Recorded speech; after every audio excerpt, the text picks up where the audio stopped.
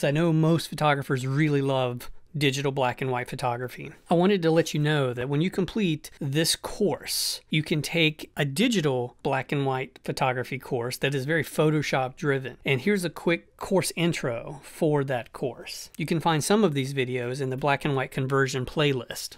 Welcome to Digital Black and White Photography. We have 8 exciting projects for you to work on during this semester. Now, his book, Creative Black and White Photography, just look at all the topics he covers. Think of the text as an overarching blueprint combined with my series of nuts and bolts, how to do it videos, showcasing Photoshop conversion methods and artistic case studies. You see, all of this combined will help you become a better and more creative photographer, whatever your interest level or tool set may be currently. Now, here are some of the videos that you'll get to see during this course. You see, we want your shots to be as unique as you and your ideas. So shoot on manual or aperture or shutter priority to make the decisions yourself and not let the camera do it. We are approaching this course from the context of learning the most relevant Photoshop black and white conversion techniques and the philosophy of identifying how to create visually exciting black and white images to align with your personal vision, concepts, and ideas. In addition to the software tips and techniques, we will nurture thinking about conceptual issues like what makes an interesting image?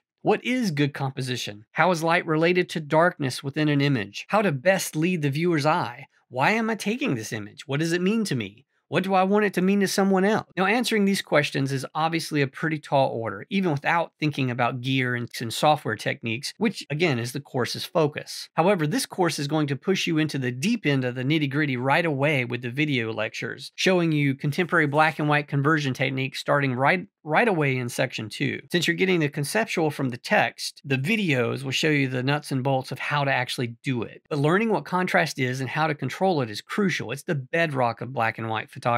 I have pulled info from 6 other black and white photography books for this course, along with all the techniques I have learned in my lifelong love affair with black and white photography, whether it's film infrared, digital, or digital infrared. This course will require a lot of front loading of different Photoshop black and white conversion methods, which I show you very directly in the video lectures. So don't be overwhelmed the first 2 sections.